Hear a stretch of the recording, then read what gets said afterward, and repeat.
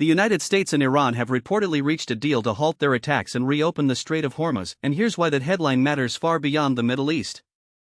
According to a U.S. official who spoke anonymously to discuss ongoing negotiations, the two countries have agreed to stop trading strikes and allow vessels to move freely through the strait. Iranian officials, as of early Monday morning local time, have not confirmed the deal. But even the possibility of an agreement sent oil markets ticking upward, with Brent crude rising 0.5% to about $73 a barrel. Now, to understand why this is such a big deal, you have to understand what the Strait of Hormuz actually is. It's a narrow waterway connecting the Persian Gulf to the broader ocean, and it is the single most important corridor for global oil and gas shipments. Asia alone sources 80% of its oil and 90% of its natural gas through it. When that passage gets disrupted, the economic shockwaves are immediate and global. And disrupted it has been.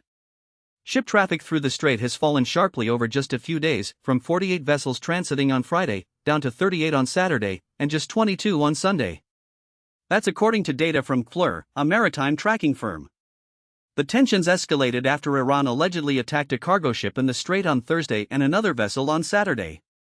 The United States launched retaliatory strikes, and then Iran responded by targeting a U.S. naval base in Bahrain and a Kuwaiti airbase with drones and missiles. Iran has not officially claimed responsibility for the attacks on the ships, but its foreign minister made clear the country considers itself the sole authority over the strait and appeared to warn that efforts to route around Iranian waters would lead to complications.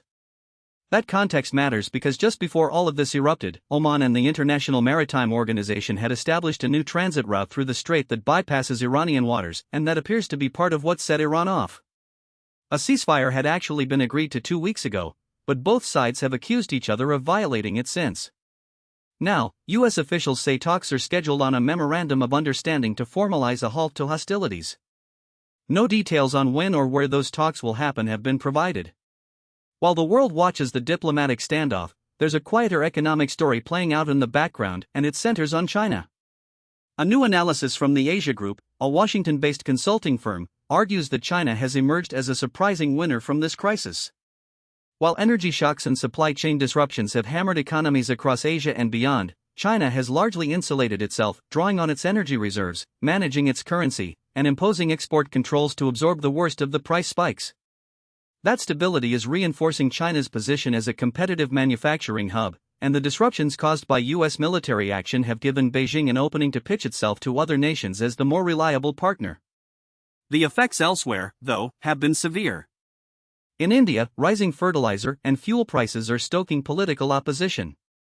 In Japan, higher energy costs are straining government budgets already stretched by fuel subsidies. In the Philippines, labor strikes have broken out and the government has declared a national energy emergency. In Indonesia, nickel producers are cutting output because they can't get enough sulfuric acid. Even tourism in Bali has taken a hit from higher airfares. And the disruptions go beyond oil. The war has choked off supplies of naphtha used to make plastics and chemicals, as well as helium, critical for semiconductor factories and MRI machines, and sulfur, which is needed to refine the minerals that go into EV batteries. These aren't abstract commodities.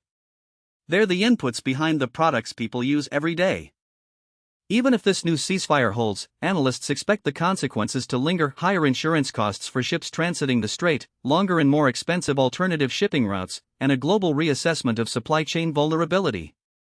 This is a story about a narrow waterway, but it's really a story about how interconnected and fragile the global economy has become, and for now, the world is watching to see if two of its most consequential players can step back from the brink.